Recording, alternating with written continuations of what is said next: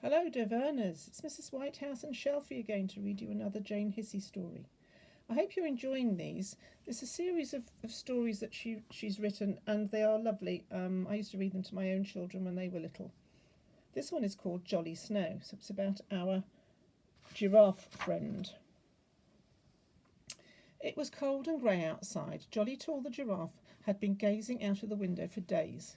"What are you waiting for?" asked Rabbit.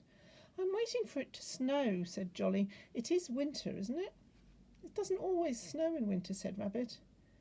"In fact, it hardly ever does," said Duck gloomily. "I know where there's some snow," said Little Bear. "It must be left over from last winter. I'll get it for you."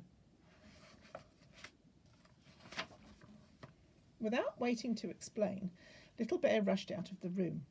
In a moment he was back again, carrying a large glass bubble. Inside the bubble they could see a little house and a tree covered in a layer of tiny white snowflakes. "Is that all snow does?" asked Jolly, staring into the bubble. "Does it just lie around and make things whiter than usual?" "Of course not," said Little Bear. "They wouldn't be any fun. You can make it into little balls and throw it. Or slide on it," said Zebra. "And jump into heaps of it," said Rabbit, "and make footprints. You can build things with it too," said Duck. "Goodness," said Jolly. "There doesn't look enough of it for that."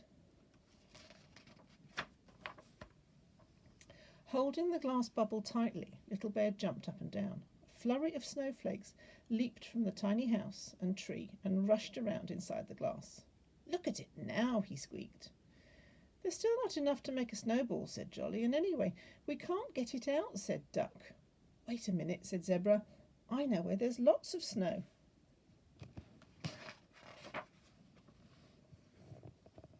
She led the way into the kitchen, where Bramwell Brown was busy making some special biscuits. To stop the biscuit dough sticking to the rolling pin, he was shaking flour from a flour shaker. "Whoopee!" cried Zebra, dashing under the falling flour. "I'm in a snowstorm." It's not no time at all. In no time at all, her black stripes had almost disappeared. Rabbit tried to gather up a pawful of the flour. "It's not very good for snowballs," he said. "It doesn't stick together." "But it's perfect for dough balls," cried Little Bear, rolling up a piece of dough and throwing it at Rabbit. The dough balls stuck to Rabbit's bottom and looked like an extra tail. "This flour snow doesn't come off," said Zebra, jumping up and down, trying to shake herself clean. "I think you're going to need a bath," said Bramwell.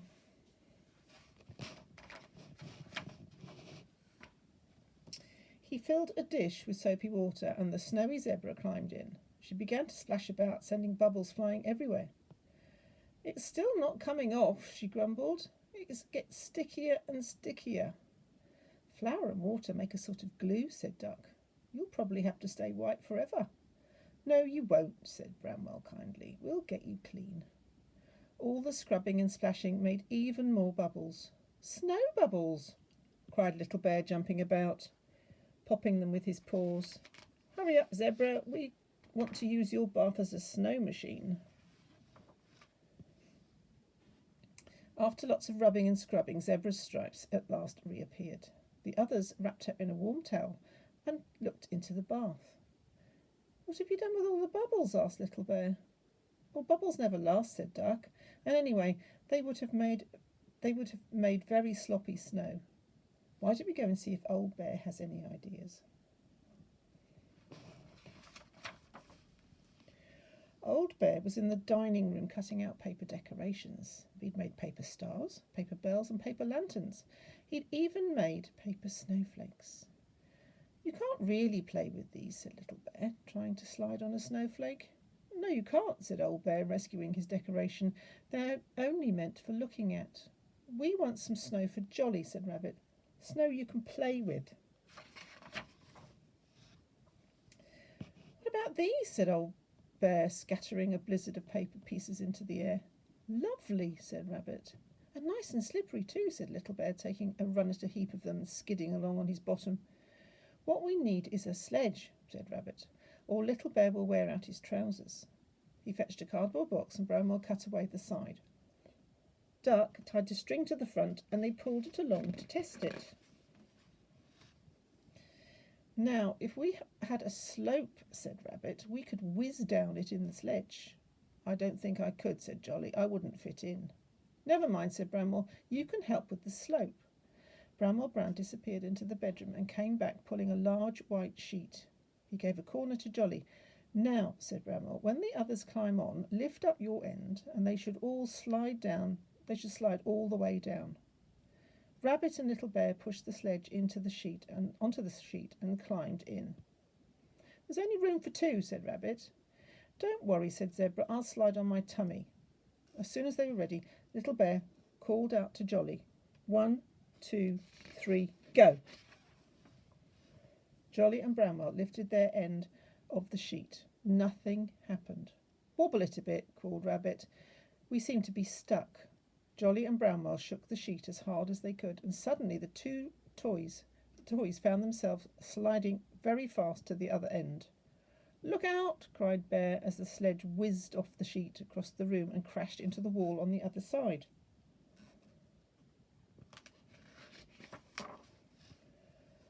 I think we need a softer landing, said Rabbit, fluffing up his flattened fur and helping Little Bear to his feet. He piled up a heap of cushions against the wall, and then all three toys bravely climbed back into the sheet. Ready, steady, go, they called to Jolly. Up went the sheet, down went the toys, straight into a heap of cushions. As they landed, clouds of feathers puffed out of the little hole in one of the cushions and filled the room. Look, it's feather snow, cried Little Bear, making the hole bigger with his paw and jumping on the cushion to make even more feathers escape. Very soon all the toys were jumping in the feathers. They rolled in them, crawled through them, and piled them in heaps. Is this like snow? Asked Jolly. It's better, said Little Bear. It doesn't melt and it doesn't make you cold. Let's put some round the windows, suggested Rabbit. Then it will look as if real snow has settled there. He climbed up to the windowsill and began to pile feathers in each corner. Then he reached the third window pane. He stopped and looked, then looked again. Somebody's already done this one, he called to the others. The window did have a white covering around the edges, but it was on the outside. It isn't feathers, cried Little Bear excitedly. It's real snow. All the toys crowded into the sill and stared out of the window in amazement. Now we can play outside, said Zebra. Well, actually, it looks a bit deep for me, said Little Bear. And a bit cold for me, said Old Bear. At that moment, Bramwell Brown came into the room carrying a huge plateful of his special snowflake biscuits. I think what you need is some of my snow, he said. Jolly Tall thought about the flower snow and the feather snow and the bubble snow and the paper snow. Then he looked at the real snow floating down outside. I really like all kinds of snow, he announced, but, he added, munching a snowflake biscuit, Bramwell's snow is probably the snow I like the best.